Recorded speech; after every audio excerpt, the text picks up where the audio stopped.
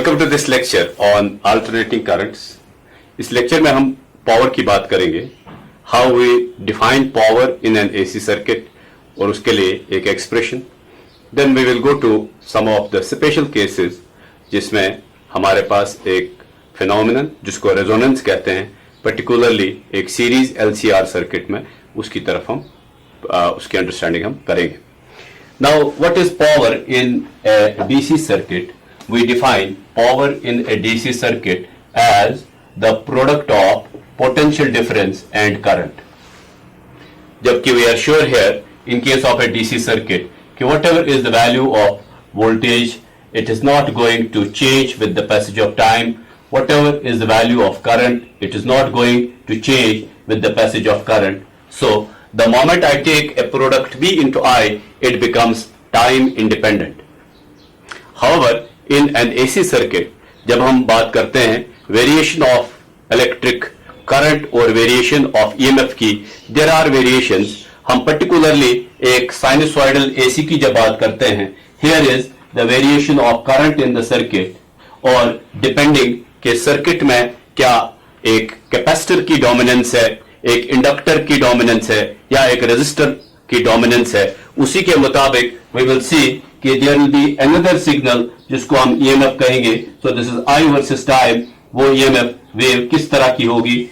Will it be in the same phase as that of the current, और will it be of different phase with respect to the current?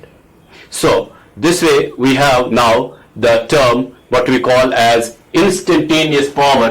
It becomes significant in an AC circuit to talk about power at a particular instant of time. So instantaneous power would be defined as the product of the value of EMF at a particular point of time and the value of the current at that particular point of time.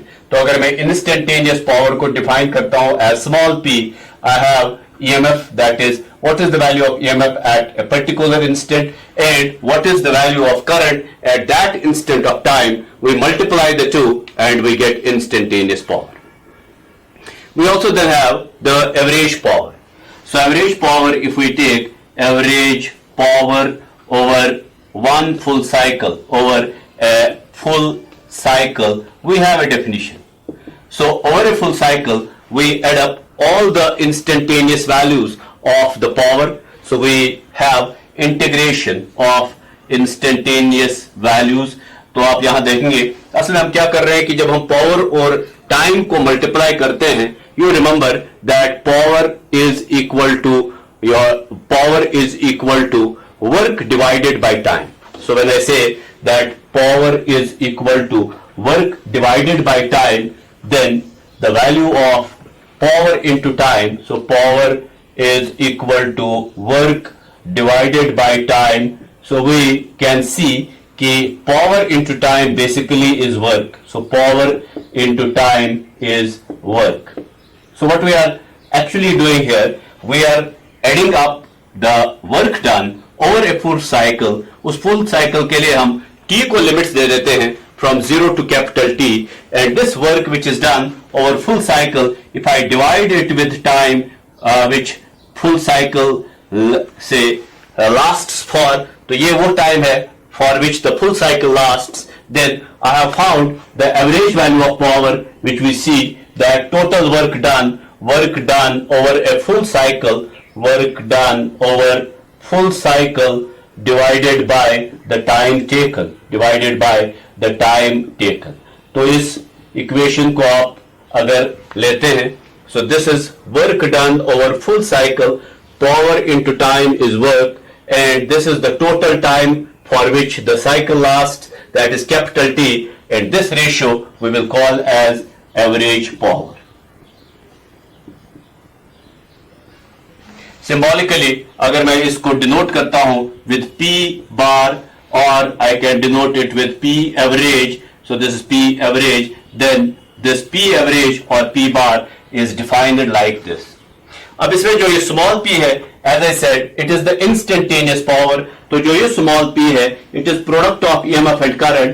Now if I see that the EMF in a circuit is a sinusoidal EMF given by E0 sin omega t multiplied by current in that circuit is again an instantaneous value of current. For current, I can write I0 into sin omega t, but I introduce a phase difference phi here. That means जो EMF का phase है वो है omega t और जो current का phase है वो omega t plus phi है. What is this phi due to? This phi could be due to the presence of inductance in the circuit or presence of a capacitance in the circuit. A typical AC circuit which we have seen is like this कि अगर मैं इसमें एक inductance भी रखता हूं, एक capacitance भी रखता हूं और एक रेजिस्टेंस भी रखता हूं, when the inductor, capacitor and resistor are present, there is a possibility कि अगर ये dominantly inductive हुआ, dominantly inductive is कि inductive reactance is very very large as compared to the capacitive reactance. So in that case आपको याद होगा कि in case of an inductor the current lags behind EMF by 90 degree. अगर एक pure inductor हुआ so current lags behind EMF by 90 degree. That means in that case अगर ये dominantly inductive है, this phi would be negative. So if it is dominantly inductive जो phi की value है this will be negative. Phi is negative. Phi is now the phase difference between EMF and the current. अगर यहां पर हम देखें कि it is dominantly capacitive, that means capacitive reactance is much larger than the inductive reactance. तो आपको याद होगा कि in case of a capacitor the current leads EMF by 90 degree.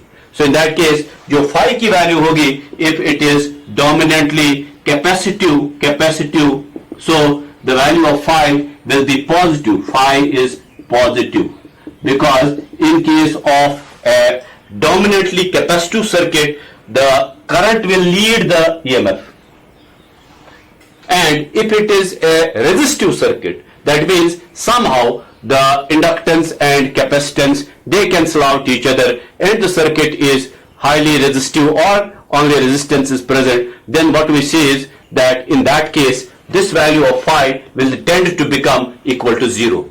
So we have earlier also seen that the value of phi can be either positive or negative or 0 depending on the nature of circuit.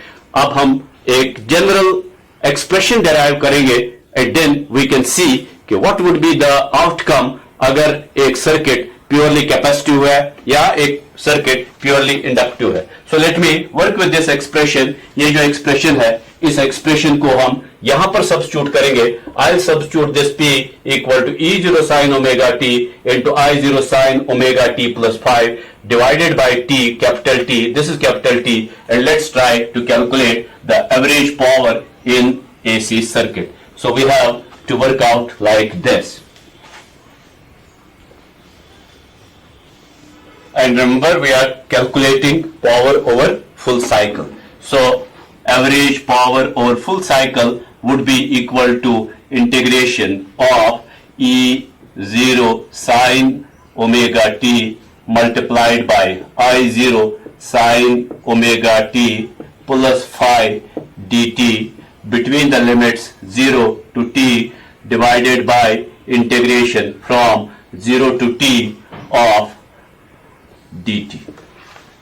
This will give us, अगर मैं E0 और I0 को constants मानता हूं with respect to time, so I have E0 into I0 integration between the limits 0 to t sin omega t into sin omega t plus phi dt. This is now this becomes capital T. As you integrate dt, it becomes small t. Give the limits capital T and 0, it becomes capital T. So I can say that P average multiplied by capital T, मैं cross multiply कर रहा हूँ, is equal to E0 I0 into integration 0 to t sin omega t into sin omega t plus five d t. अब जो ये integral है, this integral has two functions of omega t, and one is sin omega t, other is sin omega t plus phi. You have options of solving it. One of the ways of solving it is like this, कि हम जो sin omega t by phi है इसको expand कर लेते हैं. I expand this sin omega t into, यहाँ देखें, this is sin a plus b, which would be equal to sin a cos b. तो साइन ए प्लस बी, ए हमारे पास omega T है और बी हमारे पास फाई है, so it be sine a cos b plus cos a sine b. So that way we have the expansion of sin omega t plus phi, or here we have dt. So this is dt. Next step, I expand this, इसको मैं multiply करता हूं sine omega T से. Let's see what we get for this expression. तो ये है हमारे पास. So now I have P average into T is equal to E0 I0 into integration from 0 to T. तो इस साइन ओमेगा टी से जब आप यहां मल्टीप्लाई करेंगे, this will be sine square omega t, sine square omega t into cos five. तो ऐसा कर लेते हैं कि I will be breaking this integral into two parts. So first is sine omega t into sine omega t, that is sine square omega t cos five, plus now I have sine omega t cos omega t, sine omega t cos omega t and sine five. तो इसका second part है, we have box bracket outside this we have dt. अब इन दो parts को हम अगर दो integrals बना दें, that will be something convenient for us. So I open this like this. We have E0 I0 into integration 0 to t. Now this is sin square omega t cos phi dt. और यहां आप देखें कि E0 I0 जो है वो इन दोनों के लिए कॉमन है. So I put a bracket here, क्योंकि E0 I0 जो अंदर दो इंटीग्रल्स हम बना रहे हैं उनके लिए, दोनों के लिए कॉमन है. दिस इज E0 I0, और we have plus integration with respect to between the limit 0 to t of sine omega t cos omega t sin phi dt. So box bracket closes here. This factor E0 I0 is for both. अब देखिए, जब आप इस integral की बात करते हैं, यहां पर with respect to time cos phi is a constant. So I have E0 I0 into ये cos phi इंटीग्रल के बाहर में ला रहा हूं because it is not dependent on time in any manner, and we have integration from 0 to t of sin square omega t with respect to time. Next is कि जो ये result है, इस रिजल्ट को हम ऐसा करेंगे कि can I write this as twice sin omega t cos omega t. That means I am multiplying here by 2 and I will be dividing by 2. So that way what will be the result? The result will look like this, कि ये जो sin phi है, क्योंकि ये sin phi time पर dependent नहीं है, this sin phi I remove outside the integral, so this is sin phi. अब यहाँ इंटीग्रल हो जाएगा 0 to t. Here it is twice sin omega t cos omega t. ये 2 मैंने अपने से मल्टीप्लाई किया है and I divide by 2. This is intentionally for making this sin 2 omega t, because sin 2 theta is equal to twice sin theta cos theta, और ये dt यहाँ पर अपनी जगह, and here is the box bracket. Next step is, now I have E0 I0 into cos phi. देखिए, sin square omega t आपको याद होगा, we can change to 1 minus cos 2 omega t by 2. So that way, if we have sin square theta, this sin square theta we can express in terms of cos 2 theta which is equal to cos square theta minus sin square theta can also be written as cos 2 theta is equal to 1 minus twice sin square theta, so that twice sin square theta becomes 1 minus cos 2 theta, and sin square theta is 1 minus cos 2 omega t divided by 2. ये result हम पहले भी use कर चुके हैं, and the limit remain 0 to t. We have here dt as the limit out. Next is यहां पर इस इंटीग्रल में I can also make some small operation. ये 2 जो है, this 2 I remove outside, so this becomes sin phi by 2. ये वाला 2 because a constant, इसको हम रिमूव कर सकते हैं. Twice sin theta cos theta is sin twice theta, so it is sin 2 omega t dt, and limits are 0 to t. Next is that we have, so this is here, we have E0 I0, so this is E0 I0 into cos phi. देखिए ये जो integral है, this integral I can again से कि this will B 1 by 2, तो हमारे पास एक integral आ जाएगा 1 by 2 dt. So 1 by 2 dt between the limits 0 to t minus यहां देखें, this will be cos 2 omega t, so this is minus integration of cos 2 omega t by 2 cos 2 omega t by 2, ठीक है, and this will be 0 to t, here we have dt. So we have again broken this integral into 2. अब यहां देखें, this will be now almost done, so this will be plus sin phi into,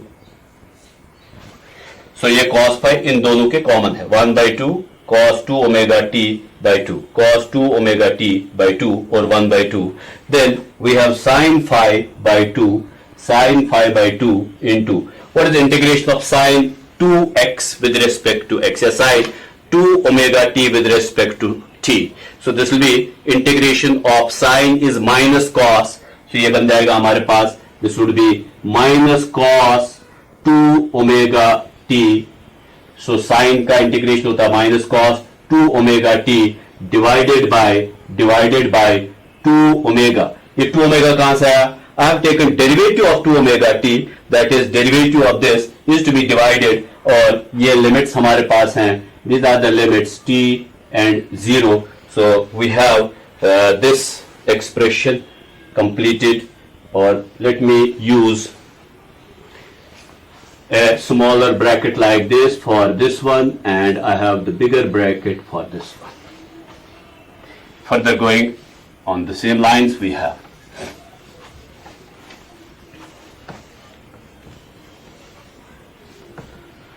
So let's say now this is P average into t is equal to E0 I0 into cos phi.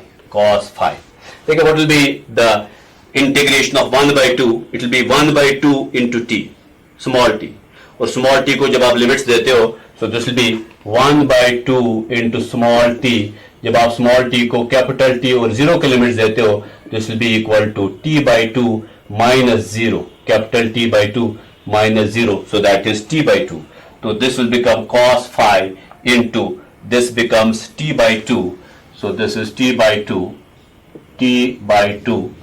minus यहां देखें आप कि when we solve this one, we have integration of cos 2 omega t.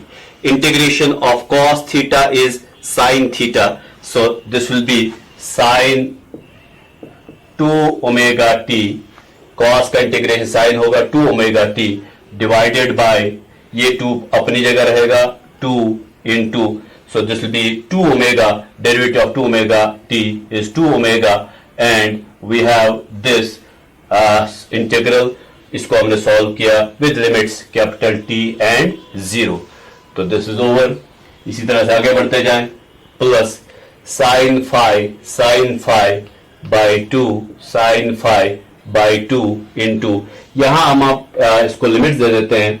तो when I say this is minus cos so ये हो जाएगा 2 into 2 pi by t. 2 pi by t मैं omega को लिख रहा हूं and first I give the limit capital t divided by 2 omega then ये फिर से एक माइनस साइन और फिर इस फंक्शन का अपना माइनस साइन, ये फॉर्मूला का माइनस साइन है, फंक्शन का minus sine, this will become plus cos 2 into ये 2 है इंटू ओमेगा की जगह अगर मैं ओमेगा ही लिख दूं multiplied by this small T now becomes 0 हो जाएगा divided by 2 omega. So be careful in taking the limits. अब हमारे लिमिट्स कंप्लीट हो गए इसमें and finally I put a box bracket here. Next step is now कि we can get the various values out of this. So ये हो जाएगा E0 I0 into cos phi we have t by 2 minus, यहां देखिए when I give 2 omega value तो omega को मैं जब 2 पाई बाई टी की वैल्यू देता हूं I have sine 2 into 2 pi by t into small t की जगह कैपिटल टी डिवाइडेड बाय ये 4 ओमेगा हो जाता है 4 omega. Then we have limit 0 to small t, तो जब आप स्मॉल टी को लिमिट 0 दोगे 4 ओमेगा अपनी जगह है, दिस विल बिकम साइन 0 तो ये 0 हो जाएगा because 2 omega into 0 will be 0, so sine 0 will be 0. That way we have this bracket plus sine phi by 2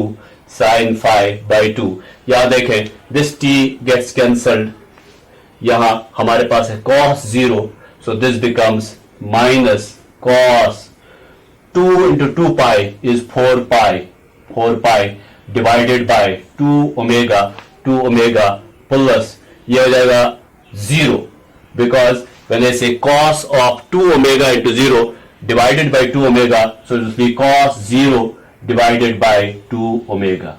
So here we have next step. So this is E0 I0 into cos phi multiplied by t by 2 minus, now this is t and t gets cancelled, sine 4 pi is same as sine of 2 into 2 pi 360 degree होता है, तो sine of 2 into 360 degree is same as sine 60 degree और sine 360 degree, so 2 into 360 degree is 4 pi, तो sine 2 into 360 degree is same as sine 360 degree and sine 360 degree is 0, तो ये 0 हो जाएगा, so 0 minus 0 this will be 0, so I am left with t by 2 minus, so this is 0 minus 0 which will be ultimately 0 plus sine phi by 2, so this is sine phi by 2. यहां देखें when I say cos of 4 pi means 4 pi होता है 2 into 2 pi, so 4 pi is 2 into 2 pi, that is 2 into 360. तो अगर कोई भी multiple हो 360 का that does not make a difference, so this you can treat same as cos 360 degree, so this is minus cos 360 degree divided by 2 omega, cos 360 degree same as cos 0 or cos 0 is 1, so this will be minus 1 divided by 2 omega. Now cos 0 degree again you know is plus 1 divided by 2 omega, or finally what we get is we get again a result 0 here, 1 by 2 omega minus 1 by 2 omega is 0 into sine phi by 2 is 0, this is 0, तो आपके पास सिर्फ एक ही term रह जाएगी, that term will be t by 2 which remains ultimately as the result, तो ये होगा E0 I0 into this is cos phi into t by 2 and I can write it like this, ये सारी टर्म 0 होगी, so I can write this like this, E0 divided by under root 2 into I0 divided by under root 2, तो इस 2 को मैं लिख सकता हूं under root 2 into cos phi. Now what is E0 divided by under root 2? It is ERMS, and what is I0 divided by under root 2? It is IRMS. So this gives me ERMS into IRMS into cos phi. Now this result is the average power, और ये आपके पास जो capital T है यहाँ पर, this capital T I have like this, कि this I have to multiply into capital T, so this is capital T, तो यहाँ पर into capital T एक टर्म होगी. लेफ्ट हैंड साइड देखें, we have P average into capital T is equal to RMS into IRMS into cos phi multiplied by capital T. ये capital T और ये capital T cancel out हो जाता है, so that we have P average over a full cycle as the product of ERMS into IRMS into cos phi. तो एक circuit, जिस circuit में हम एक इंडक्टर, कैपेसिटर और रेजिस्टर तीनों की बात करते हैं, phi will take some value which could be either a positive value or a negative value, or you will see that the average power in the circuit will probably not be influenced. The reason being कि जब हम phi को value देते हैं plus या minus, cos of minus theta is same as cos theta. However, if phi becomes equal to 0 degree, which it will do when the circuit is purely resistive, in that case cos of 0 degree will be 1. That will be the highest value of this average power, and it will be ERMS into IRMS. We are probably tuned to following the pattern that P is equal to V into I in a DC circuit, क्योंकि हम जब भी वहां पर बात करते हैं एक कैपेसिटर की, वो एक ब्लॉक हो जाता है, एक ब्लॉक बन जाता है. We often are dealing there with the resistive components, और यहाँ वो एक स्पेशल केस हो सकता है which could be a possibility that we follow after this. Now if I say कि हमारे पास एक ऐसा सर्किट है which is a pure inductor आपको याद होगा that the value of phi becomes like this, कि जो करंट है in a pure inductor, the current lags behind EMF by 90 degree. So I have case 1 for a pure inductor which we will see the value of phi, that means the phase difference between current and EMF is such that current lags behind EMF by 90 degree. जब हमने ये expression start किया, we assumed EMF to be E0 sin omega t, and we followed that the current should be as I equal to I0 sin omega t plus phi. So this is sin omega t plus phi. Now what we are doing here is कि जो हम phi को value दे रहे हैं equal to minus 90 degree, that means कि जो ये value है, this value has come down to that current is lagging behind EMF by 90 degree, and that way we will have here minus 90 degree. Now in that case, what will be the average power in the circuit? Average power will be ERMS multiplied by IRMS multiplied by cos of minus 90 degree, or cos of 90 degree minus 90 degree is same as cos 90 degree, and it is equal to 0. This average power over a full cycle in a purely inductive circuit becomes equal to 0. तो अगर आपके पास एक pure inductor है, the average power over full cycle becomes 0. Similarly, in case of a pure capacitor, again we see कि in a pure capacitor the EMF lags current by 90 degree. So for pure capacitor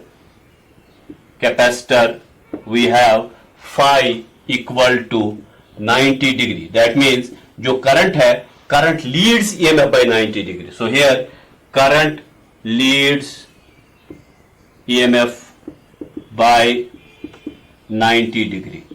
So in that sense, what will be the outcome of this? The outcome of this will be that P average will be equal to E RMS multiplied by I RMS multiplied by cos of 90 degree. Cos of 90 degree is 0. So again, the average power over full cycle will be equal to 0.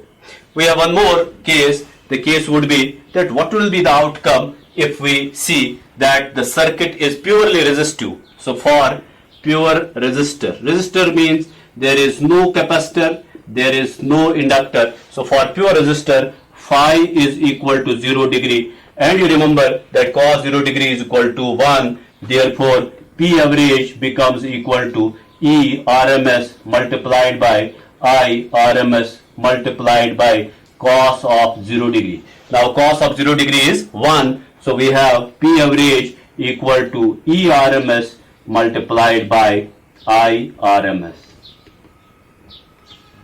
तो ये उसी चीज को represent करता है जैसे हम DC circuit में लिखते हैं that P is equal to V into I. It is almost of the similar type of expression. यहां पर अब पावर फैक्टर की रिक्वायरमेंट नहीं बनती.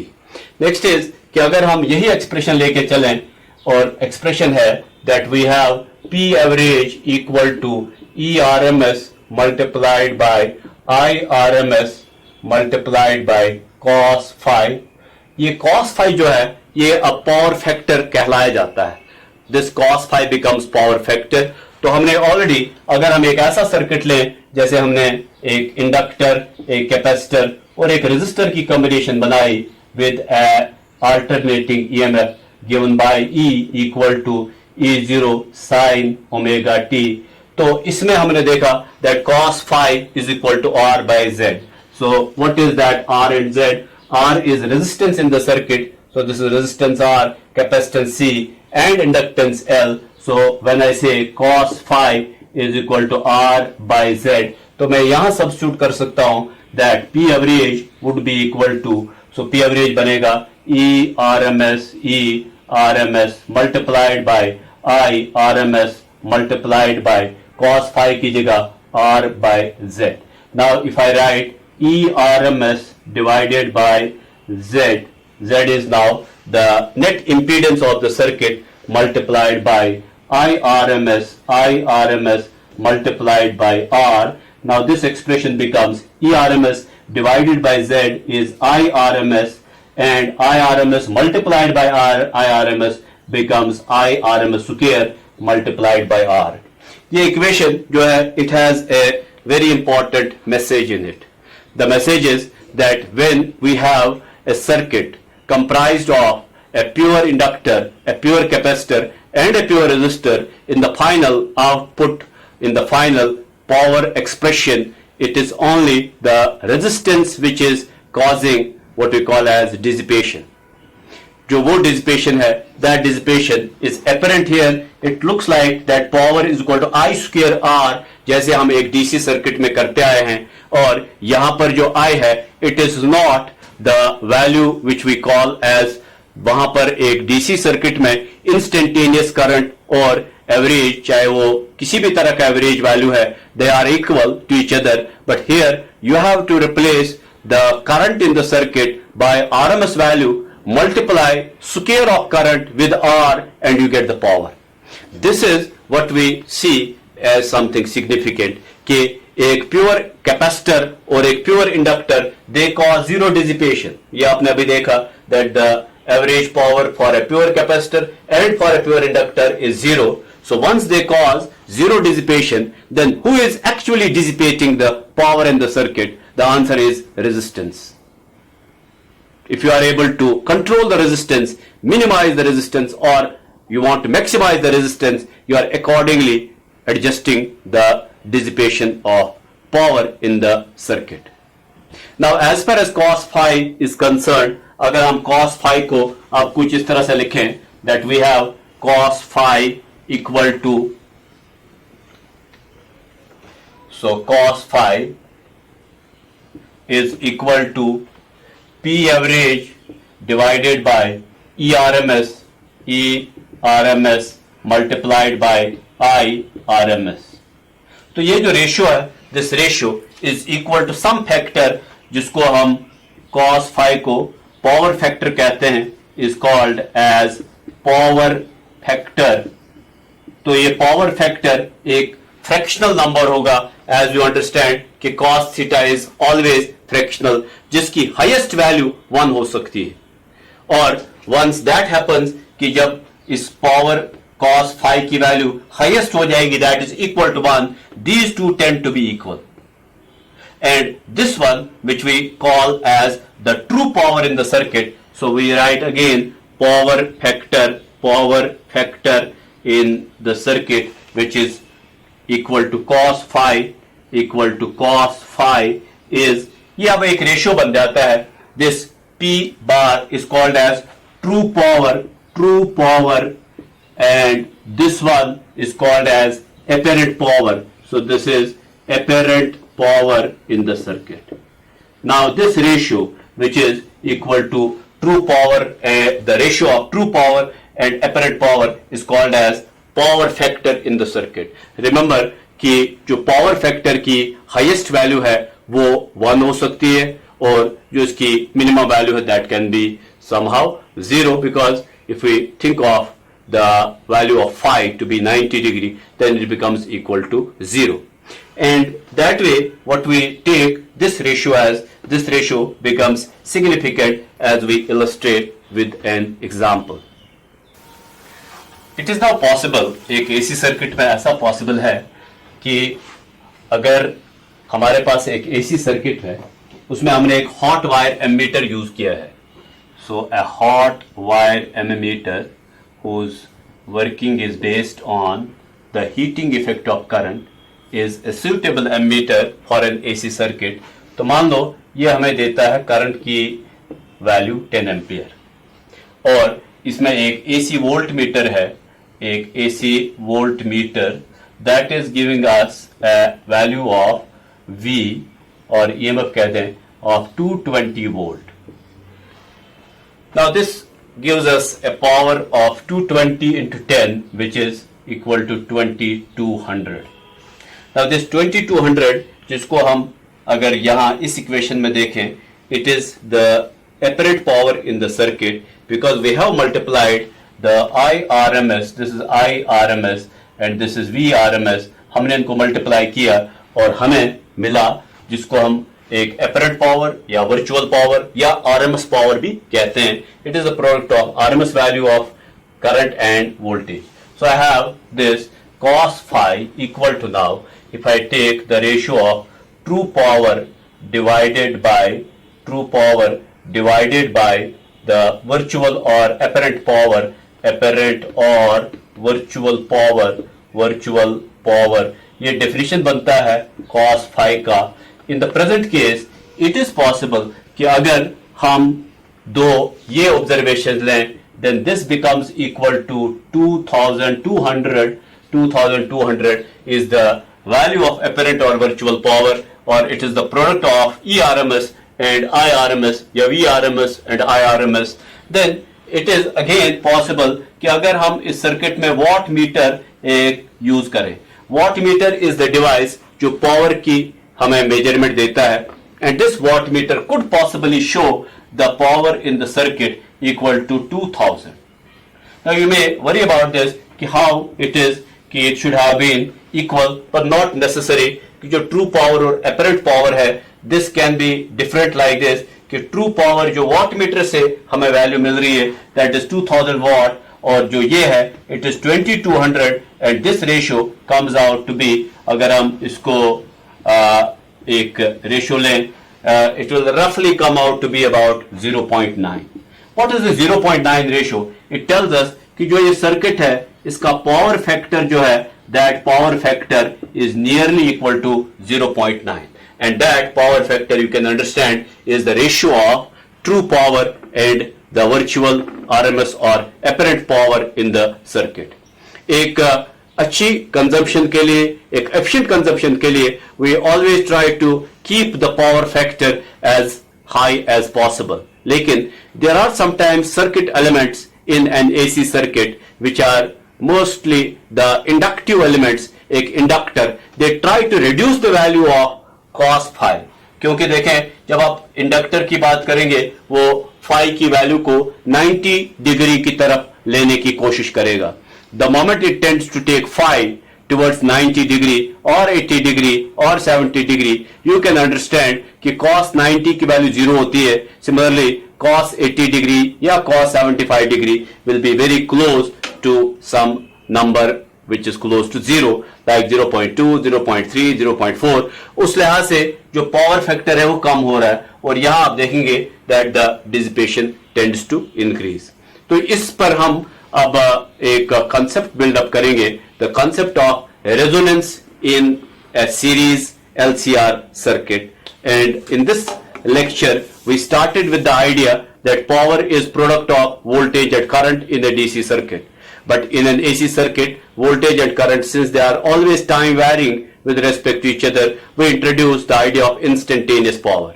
If instantaneous power is the product of current and EMF at a particular instant of time, we can bring in the average power over a full cycle. Average power is mathematically integration of P. P is instantaneous power into dt integrated for full cycle between the limits 0 to capital T and divided by the time span of the full cycle, which is capital T. So P average into capital T becomes the value of the integral. We introduced E and I as the two signals, E0 sin omega t, I0 sin omega t plus phi, kept a provision for phi could be positive, negative or 0 as we know, and then we developed the expression that P average is equal to ERMS into IRMS into cos phi. The product of ERMS and IRMS becomes the apparent power or virtual power. Cos phi is called as the power factor, and what we have determined as P average, which is the value of true power divided by apparent power, becoming cos phi. Cos phi is power factor, so the value of true power becomes the product of virtual power and cos phi. Cos phi is the power factor. It is advisable that we try to keep the value of cos phi as large as we can. If an inductor tends to reduce the power factor, we can have a compensation by a capacitor which you use in the circuit so as to compensate the decrease in value of phi, and we can make cos phi or power factor to be very large. We will also later on talk about the concept of wattless current. अब मैं आपको एक alternate method बता रहा हूं for solving the integral. जो integral हमने इसमें सॉल्व किया, there is an alternate method. तो फिर आप चूज कर सकते हैं कि जिस मेथड से आपको आसान लगे आप वो वाला मेथड अडॉप्ट कर सकते हैं. हमने ऐसे स्टार्ट किया कि जो हमारा एवरेज पावर है that is integration of P dt divided by integration of dt between the limits 0 to t between the limits 0 to t, which becomes, अगर हम P को वैल्यू दें, so we have P average, ये integration of dt t हो जाएगा, multiplied by t will be equal to integration 0 to t of P dt. अब EMF और जो करंट है उनके इंस्टेंटेनियस वैल्यूज को हम मल्टीप्लाई करेंगे, so I have integration 0 to t of instantaneous value of EMF multiplied by instantaneous value of current integrated with respect to time.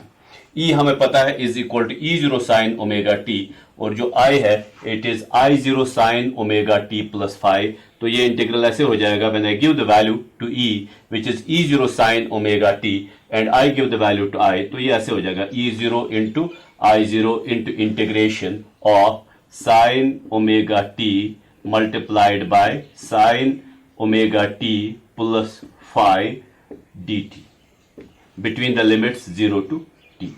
अब देखिए जो ये इंटीग्रल है इसका फॉर्म है, it is of the form sine a sine b.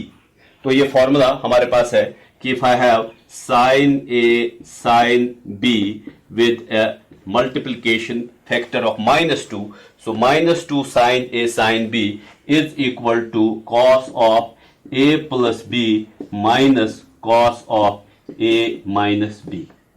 तो मैं इस इंटीग्रल में अब एक चेंज ला सकता हूं. I can multiply by -2 and divide by -2 so that ये इंटीग्रल जो है it will become P average into capital T is equal to, देखिए यहां पर मैं एक -2 से मल्टीप्लाई भी कर रहा हूं और डिवाइड भी कर रहा हूं. So I have here divided by 2. जब आप इसको -2 से डिवाइड करोगे तो माइनस साइन ऊपर भी लिखा जा सकता है here I multiply by minus 2 sin omega t into sin omega t plus phi dt. अब इसको देख लें आप कि this is sine a, this is sine b, this is minus two, ये माइनस टू मैंने डिवाइड किया, यहां मल्टीप्लाई किया है, so minus two sine a sine b, minus two sine a sine b is equal to cos a plus b minus cos a minus b. So what this integral will be, इस integral को देखें, it will be E zero I zero divided by minus two into integration of, so minus 2 sin a sin b will be cos of ये हमारा a है और ये b है, so cos of a plus b that is omega t plus phi, और then we have minus cos of a minus b. जब आप omega t minus phi करते हो, so it will be like this omega t minus phi. तो यहां आप देखेंगे कि once you open the bracket it will become omega t minus omega t which will be cancelled out और ये plus phi हो जाएगा. So here I retain plus phi. This is to be integrated with respect to time between the limits 0 to t. अब ये जो formula है या जो इंटीग्रल है, इस इंटीग्रल को आप आगे सॉल्व कर सकते हैं by doing like this कि I have p average into t equal to E0 I0 divided by minus two into, देखिए जो दो टर्म्स हैं, इन दो टर्म्स को मैं ब्रेक कर सकता हूं into two integrals. So I have the first integral between the limits 0 to t of cos 2 omega t plus phi minus, so this will be further integration of cos phi with respect to time, cos phi with respect to time between the limits 0 to t. So these are the two integrals which we have formed out of these two terms. ये तो बिल्कुल एक constant है cos phi, तो जब आप इसको integrate करोगे it will come out of the integral, और this one will be E0 I0 divided by minus 2 into integration of cos, so here we have the bracket, box bracket, between the limit 0 to t of cos 2 omega t plus phi minus integration of cos phi into dt. So this will be simply equal to, जब आप cos phi को बाहर ले आते हैं integral से, so cos phi into integration of dt between the limits 0 to t. dt का जो इंटीग्रल है वो t हो जाएगा, small t, so it will be cos phi into small t को मैं लिमिट्स दे रहा हूं कैपिटल T और 0, so this will become capital T minus 0, so it will be cos phi into capital T, so minus cos phi into capital T. So this integral is over. ये रह गया आपके पास बात. अब इसको सॉल्व करते हैं. Now integration of cos theta you know is sin theta, so I'll have E0 I0 divided by minus 2 into integration, so here we have a box bracket between the limit 0 to t, cos theta का integration होगा, so this will be equal to, so here we have dt, so this integration with respect to dt, so integration of cos omega t plus phi with respect to dt will be equal to sin 2 omega t plus phi with respect to time हमने लिया है, तो we have to divide by derivative of 2 omega t plus phi. जब आप phi का derivative लेते हैं that will be 0, जब आप 2 omega t का डेरिवेटिव लेते हैं this will be 2 omega, और यहां पर हमारे पास अब जो सॉल्व हमने किया तो लिमिट्स हैं हमारे पास 0 to t, so this becomes equal to this.